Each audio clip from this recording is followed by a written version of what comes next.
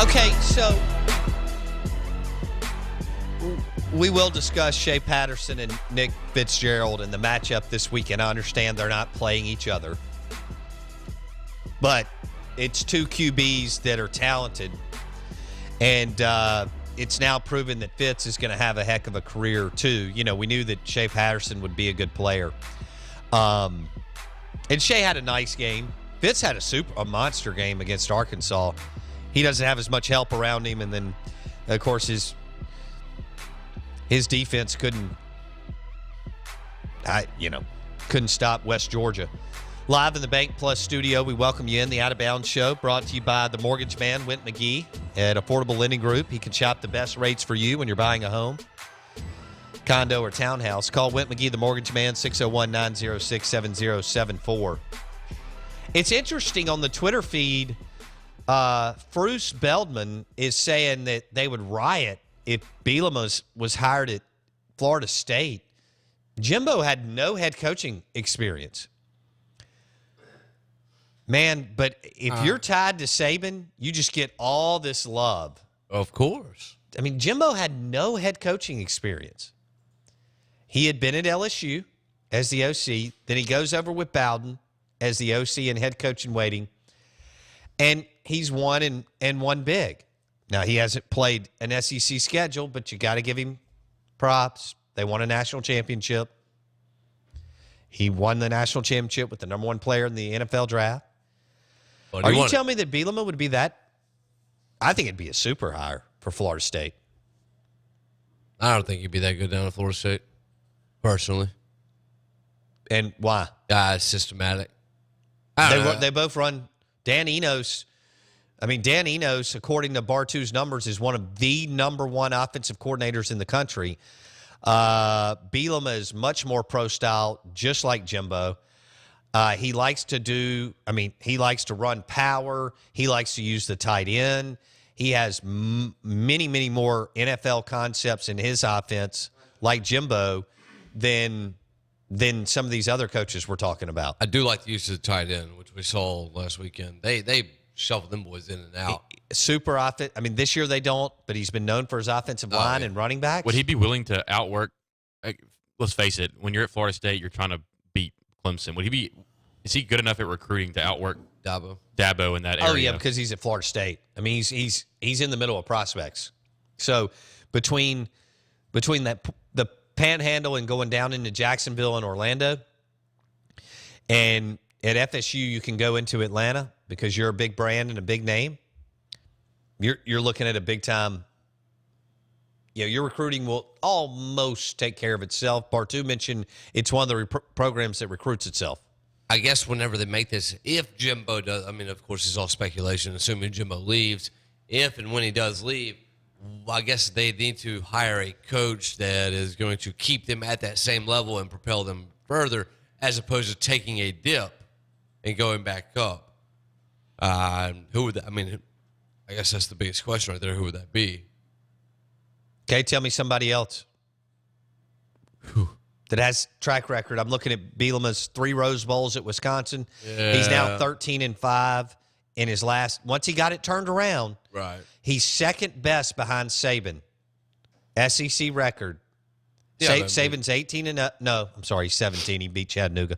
He's 13-5 in his last 18 SEC games. That's not bad at Arkansas. Right, but I mean, I guess you've been vocal about losing games that you shouldn't lose. Bielema's done that numerous times, has he not? He did last year when he lost to. He lost about 3 of them. Well, he lost to Toledo last year. Right. That was a tough one for Razorback fans. He also beat Ole Miss and LSU. Saved him, yes. What now? I said which saved him, yes.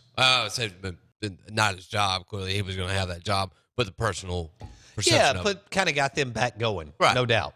He hasn't beat Bama. I think he beat Auburn last year. First time to beat Mississippi State last Saturday. He lost to Toledo and Texas Tech last year. 2 first. He's 13-5 in his last 18 SEC games at Arkansas. Pretty strong. But I'll never be able to get it done there. Why is that? Because they don't recruit in the top 15.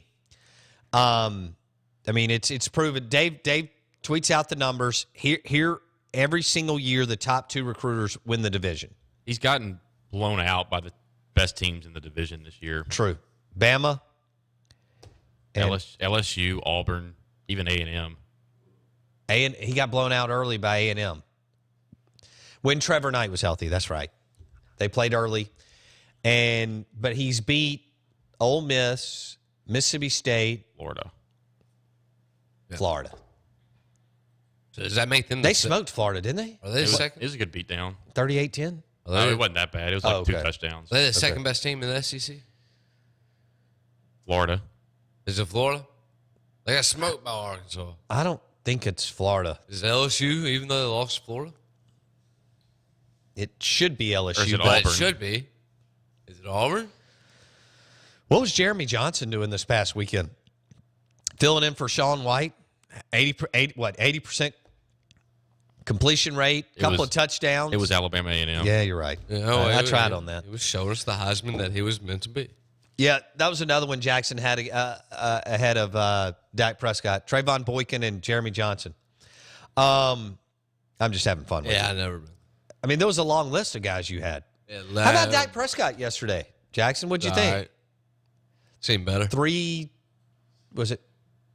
Golly, he's all over SportsCenter. The guy won't get off of that. Look, I just want to. I got to tell you this. So I was playing Madden the other day. On the Xbox.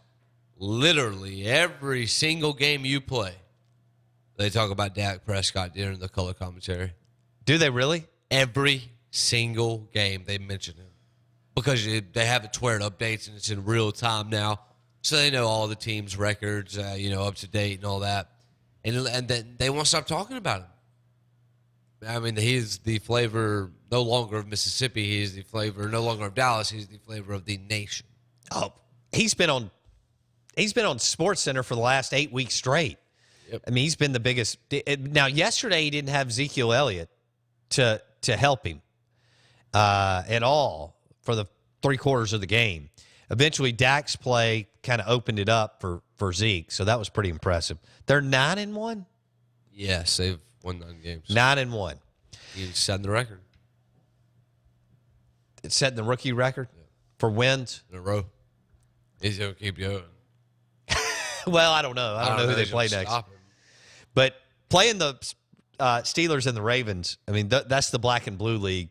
And He does have an in-division game this week. Redskins, man, they're rolling too. Smoked the Packers, but we'll see how that goes. let's. What about Fitzgerald and Shea? Are they both going to be able to move the ball?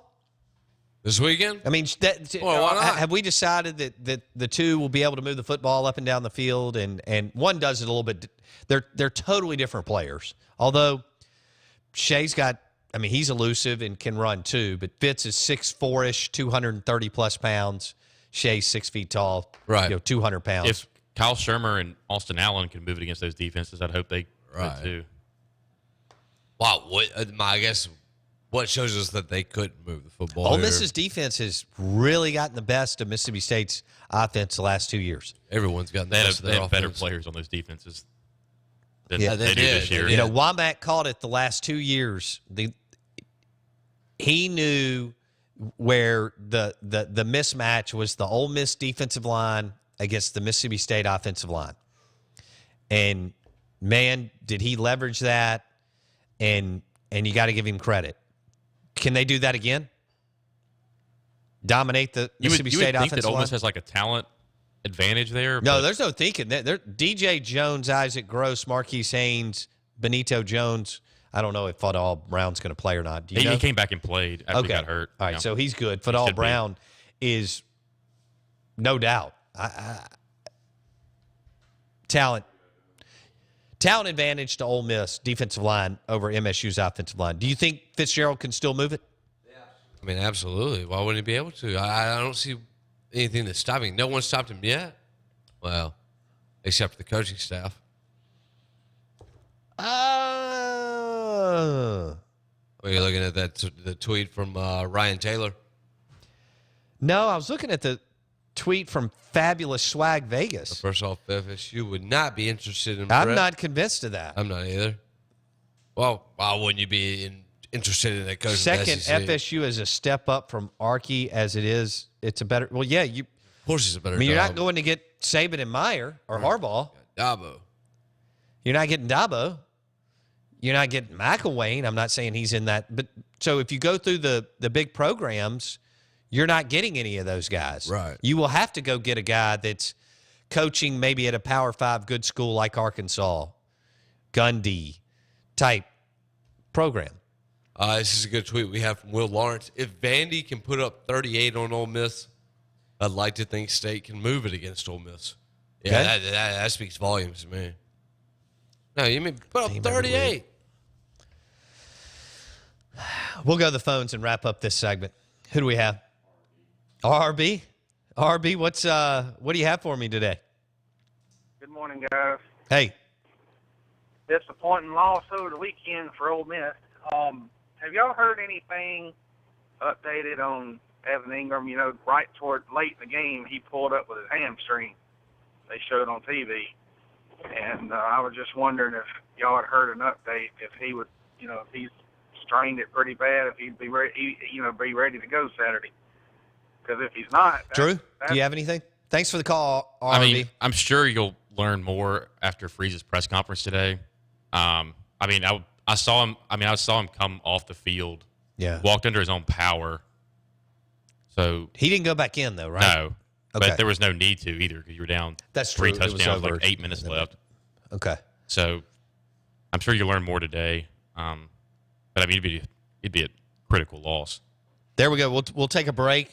Out of bounds, ESPN 105.9 The Zone. Straight ahead, will Ole Miss nominate, if they haven't already, Evan Ingram as their C. Spire Connerly candidate?